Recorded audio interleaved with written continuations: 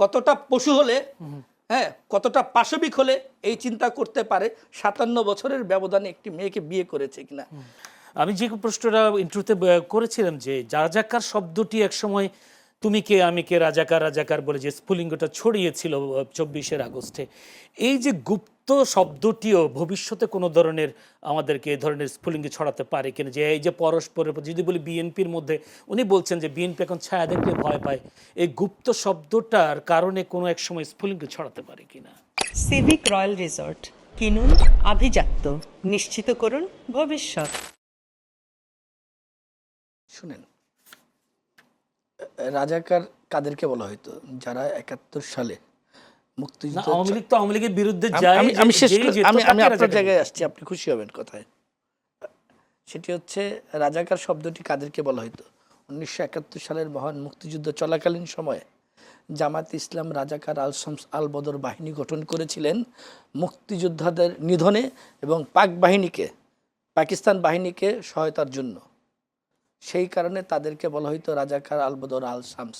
তারা বিভিন্ন বাহিনী গঠন করেছিলেন, যার নেতা ছিলেন মতিউর রহমান নিজামী, হ্যাঁ, তারপর হচ্ছে আলিয়া হোসেন মুজাহিদিরা। নিশ্চয়ই আপনার এগুলো মনে আছে ইতিহাসে, নিশ্চয়ই আমরা ওই সময় জন্ম নেইনি, কিন্তু আমরা তো ইতিহাসগুলো জানি, ইতিহাসগুলো তো আর নষ্ট হয়ে যায়নি, এগুলো তো ইতিহাসের চিরন্তন সত্য, এই সত্যকে অস্বীকার করবার সুযোগ নেই।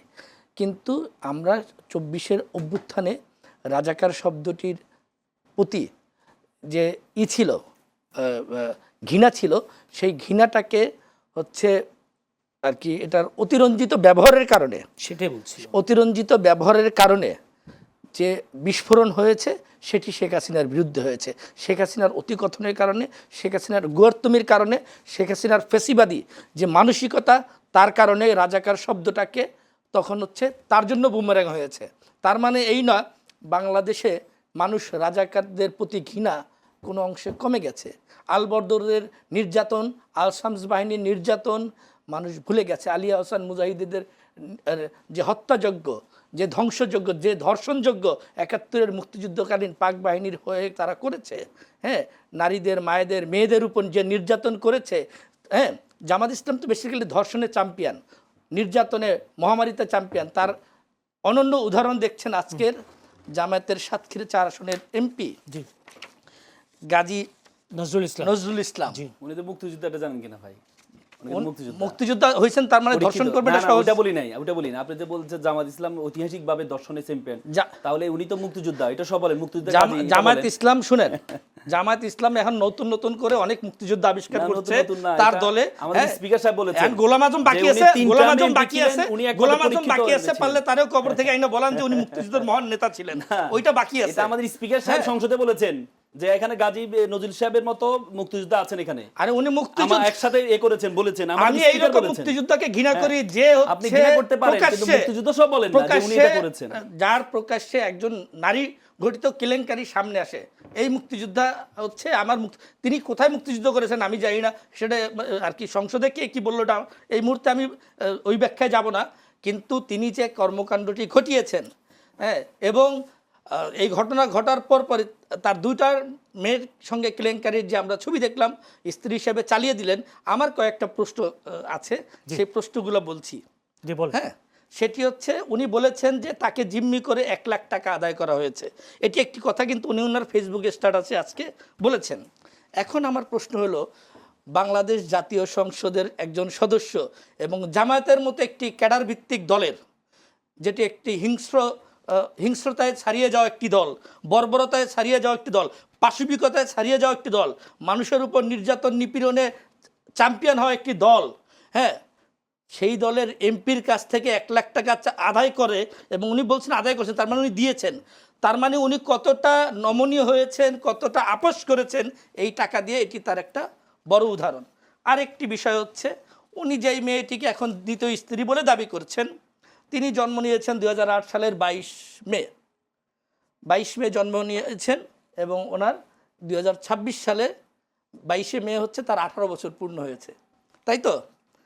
এখন উনি এসএসসি পরীক্ষা দিয়েছেন, কয়েক মাস আগে তিনি পাস করেছেন, অর্থাৎ ওনার পাসিং ইয়ার হচ্ছে 2026 সাল।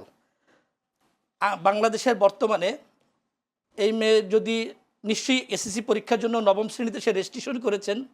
আমি সংশ্লিষ্ট কর্তৃপক্ষকে বলবো যে এই বিবাহটিও কি বৈধ ছিল কিনা, কাজে কি 18 বছরের বাচ্চাকে 18 বছরের কম কাউকে বিবাহের নিবন্ধন করলেন না, যেহেতু একটি তালাকের একটি কাবিননামাও তারা প্রকাশ করেছেন, সোশ্যাল মিডিয়ায় ভাইরাল হয়েছে। আমি এটি সত্য মিথ্যা কিনা এবং এই মেয়েটির বয়স কত আসলে সত্যিকার অর্থেই কি 18 বছর হয়েছে কিনা এটি আমার এখন সন্দেহ আছে। কারণ হচ্ছে যে মেয়েটি 22শে মে 2026 18 বছর পূর্ণ হলো, 17 জুন তার কয়েকদিন পরেই তার বিয়ে হলো এবং এর কয়েকদিন পরেই তিনি হচ্ছে এই ধরনের কাণ্ডে ভাইরাল হলেন।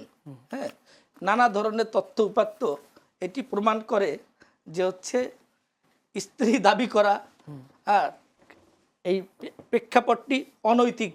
এবং এখানে আরও বলা হয়েছে যে আওয়ামী লীগের এক নেত্রী নীলা তার বাসায় যেতেন এই জামায়াতের এই এমপি বিভিন্ন সময়, সেখানে ভিডিওগুলো ভাইরাল হয়েছে, আপনি নিশ্চয়ই দেখেছেন, আমার কাছে এই মুহূর্তে সব কিছুই আছে। নিশ্চয়ই আমার সমালোচক যদি উনি যদি দ্বিতীয় স্ত্রী দাবি করে বা তিনি যদি দ্বিতীয় স্ত্রী হয়ে প্রথমে বললেন তারা হচ্ছে এআই এর মাধ্যমে তৈরি এই ভিডিও, দ্বিতীয়বার তারা বললেন তার দ্বিতীয় স্ত্রী, এরপর স্বামী স্ত্রীর সম্পর্ক। স্বামী স্ত্রীর সম্পর্ক হলে তো ষড়যন্ত্রমূলক হয় না। তারপর যদি করেন স্বামী স্ত্রী যদি সম্পর্ক হয়, একটা মানুষ কতটা পশু হলে 57 বছরের বয়সের ব্যবধানে একটি বাচ্চা মেয়েকে বিয়ে করে 18 বছর দেখিয়েছে কিনা আমার সন্দেহ।